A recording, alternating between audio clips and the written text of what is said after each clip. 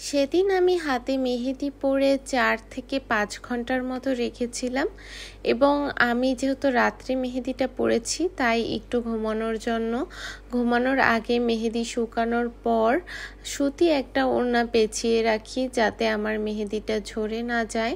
তো দেখতেই পারছেন যে সকালবেলা আমার মেহেদিটা একটুও ঝরে যায়নি এবং যেহেতু অর্গানিক মেহেদি আমি 4 থেকে 5 ঘন্টার মতো হাতে রেখেছি তাই আমার হাতে ডার্ক একটা কমলা কালার চলে আসছে।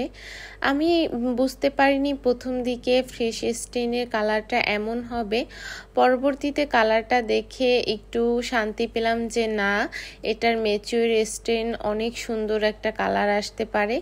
তো যেই ভাবা সেই কাজ, আমি মেহেদি হাত থেকে আস্তে আস্তে করে তুলে ফেলি। আর এটা ছিল আমার হাতের উপরের পার্টের ফ্রেশ স্টেইনের কালার। উপরের পার্টটা একটু ডার্ক আসছে কারণ আমি যখন তালুর পাটে মেহেদি পরি তার আগেই উপরের পাটে মেহেদি পরে নিয়েছিলাম। আমাদের অর্গানিক মেহেদিতে কিন্তু হাতের তালুর পার্টের মতোই উপরের পার্টেও ডার্ক কালার আসে। আর আমাদের অর্গানিক মেহেদি আপনি যদি হাতে 7 থেকে 8 ঘন্টা রাখতে পারেন তো সেক্ষেত্রে দেখা যায় যে ফ্রেশ স্টেইনটাই একটা খয়েরি কালার চলে আসে এবং ম্যাচিওর স্টেইন দেখলে তো পাগল হয়ে যাবার মতো। যাই হোক, আমার এই ডিজাইনের ম্যাচিওর স্টেইন কেমন এসেছে সেটাও অবশ্যই শেয়ার করব আপনাদের সাথে।